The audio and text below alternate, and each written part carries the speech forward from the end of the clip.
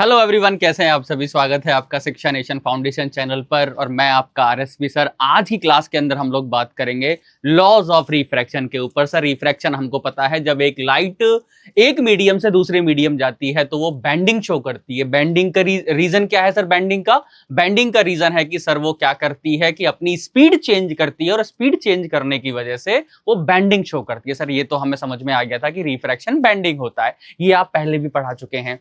अगर हम बात करते हैं कि सर लॉज की, तो इसके दो लॉ हैं जो कि बहुत इंपॉर्टेंट हैं। सेकंड लॉ तो उससे भी ज्यादा इंपॉर्टेंट है क्योंकि वो है स्नेल्स लॉ। स्नेल्स लॉ से आपके बहुत सारे न्यूमेरिकल्स एसोसिएटेड हैं और उसके बिना आपके नंबर भी नहीं आएंगे रिफ्रैक्शन के अंदर, गारंटी है।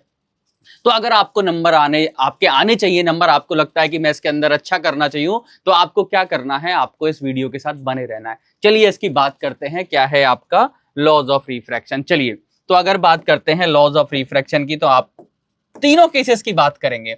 अगर ये अगर आपकी एक इंटरफेस है। सर, इंटरफेस क्या होता है? सर, इंटरफेस होता है कि ये लाइन वो लाइन है जो टू मीडियम्स में डिवाइड कर रही है। यानी यहां पर आपका मीडियम 1 है, यहां पर आपका मीडियम 1 है, जिसको मैं बोल देता हूं कि सर ये मेरा एयर है, और यहां पर आपका मीडियम 2 है। मीडियम 2 है, तो मीडियम 2 हम मान लेते हैं कि सर ये हमारा वाटर है। अब एक रे ऑफ लाइट आती है। सर, उससे पहले आप मुझे बता दीजिए कि सर रेयरर मीडियम और डेंसर मीडियम क्या होता है। रेयरर मीडियम होता है आपका वो मीडियम जहां पर आपकी स्पीड ऑफ लाइट ज्यादा है। सर, ये कैसे पता चलेगा कि स्पीड ऑफ लाइट ज्यादा है? इसका मतलब हम कंपेयर कर रहे होते हैं कि मीडियम के सपोज अगर एयर के अंदर ज्यादा है तो किससे ज्यादा है? कंपैरिजन तो होता है ना। सपोज वाटर को डेंसर मीडियम बोल रहा हूं तो इसका मतलब स्पीड ऑफ लाइट कम है। किससे कम है? तो कंपैरिजन होता है। तो ये क्या है? आपका डेंसर मीडियम है जिसके अंदर आपकी स्पीड ऑफ लाइट क्या है?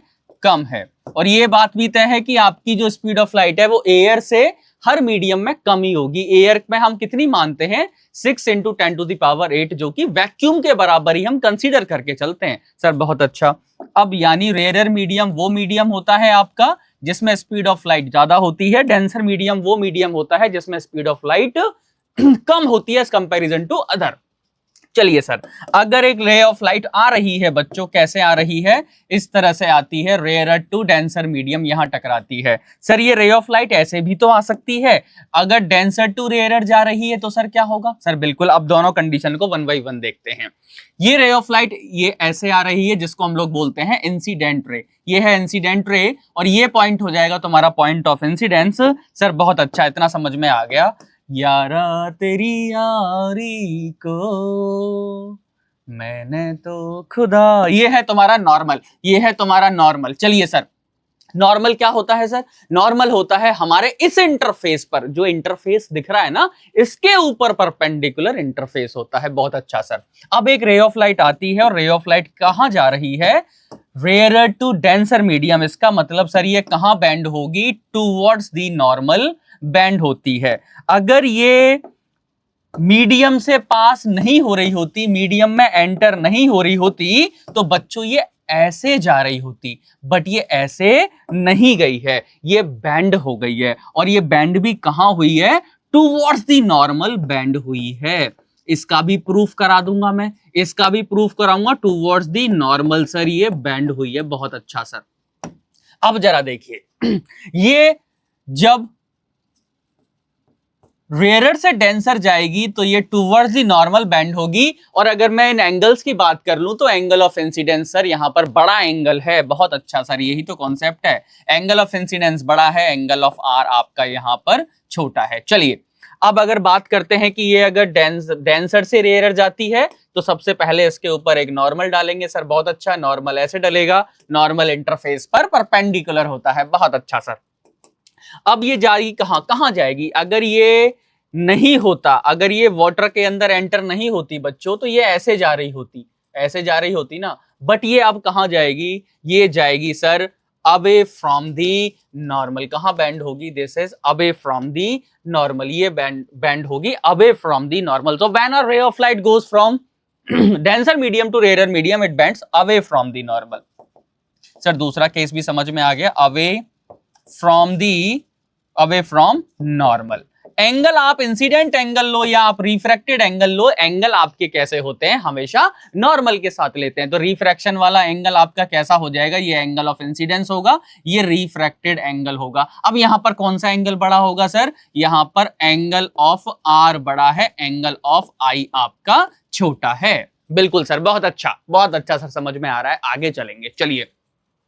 और सर अगर नॉर्मल आई तो सर ऐसे आ गई तो क्या कहानी होगी, ऐसे आई तो, या तो ऐसे आई या फिर ऐसे आई, दोनों कंडीशन ले लो, ऐसे भी आ सकती है और ऐसे भी आ सकती है। तो ये ऐसे ही आ रही है और ऐसे ही जाएगी। यहां पर angle of incidence angle of refraction के बराबर है और वो आपका है 0 डिग्री। यहां पर बच्चे क्या समझ लेते हैं कि जो एंगल है ना आपका नॉर्मल, वो नॉर्मल बच्चे ये सोच लेते हैं कि वो हमारा 90 डिग्री है। अरे एंगल आप नॉर्मल के साथ लेते हैं बच्चों, अगर नॉर्मल के साथ लेंगे तो कहानी क्या होगी, 0 डिग्री बनने वाला है। नॉर्मल भी देखो इसी के ऊपर है। क्या ये बात आपको विजुअलाइज हो पा रही है, क्या आप इस बात को फील कर पा रहे हैं? सर बिल्कुल फील कर पा रहे हैं, क्यों नहीं करेंगे, आपसे पढ़ेंगे तो क्यों नहीं करेंगे। ये नॉर्मल किसके ऊपर है, नॉर्मल इसी के ऊपर है। इसका मतलब तुम्हारा ये जो इंसिडेंट रे है ये भी सी के ऊपर है, नॉर्मल के ऊपर, तो एंगल 0 डिग्री। तो आर और आई यहां पर 0 डिग्री होता है।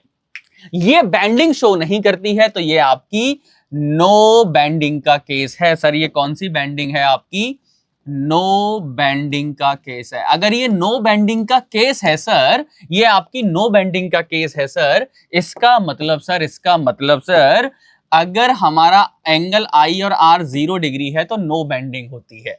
सर और कोई कंडीशन हो सकती है क्या, बिल्कुल हो सकती है। रिफ्रैक्टिव इंडेक्स अगर दोनों मीडियम के सेम हैं तब भी नो बेंडिंग का केस होता है। चलिए सर लॉस के बारे में बात कर लेते हैं। पहला लॉ आप देखते हैं क्या है,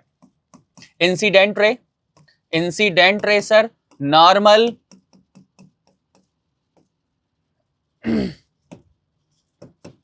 क्या हुआ तेरा वादा, वो कसम वो इरादा, भूलेगा दिल जिस दिन तुम्हें, वो दिन जिंदगी का। अरे इधर आजा, उधर मत देख, उधर मत खो, उधर नहीं खोना है तो कहां खोना है, फिजिक्स में खोना, उधर मत खो, उधर खोकर कुछ नहीं मिलने वाला, इधर आजा।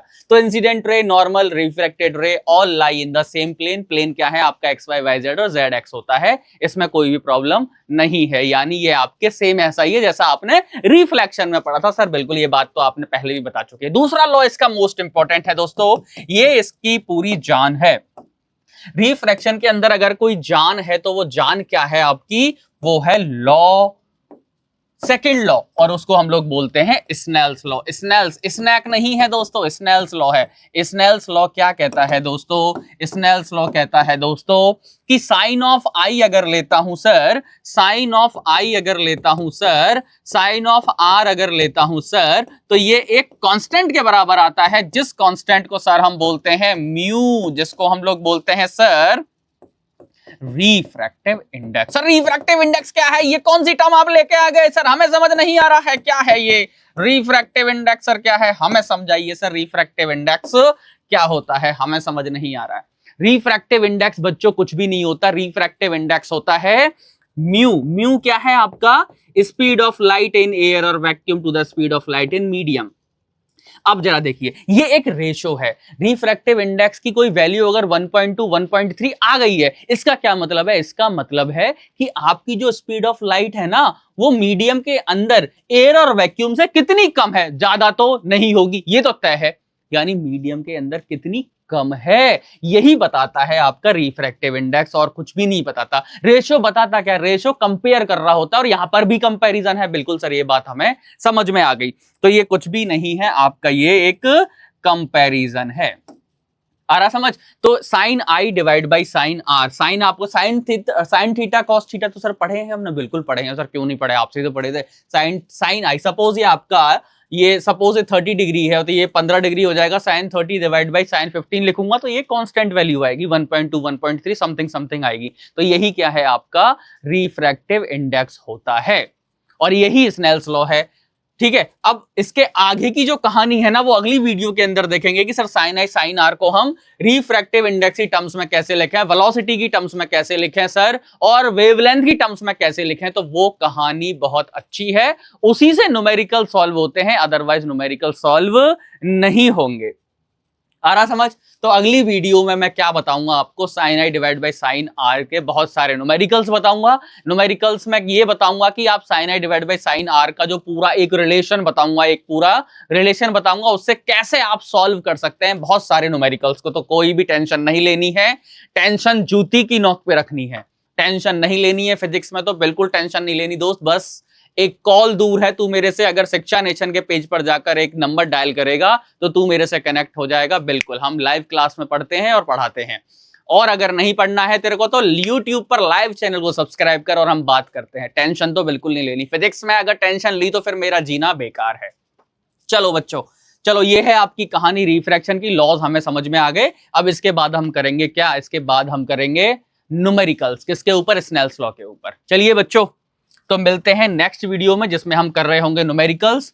बहुत बहुत धन्यवाद, तूने मेरे को इतना टाइम दिया, इतनी देर तूने मुझे सुना, बहुत बहुत धन्यवाद तेरा। अब हो गया है हमारा विदा लेने का समय। शुभ रात्रि, शुभ रात्रि, शुभ रात्रि। बाय बाय बच्चों।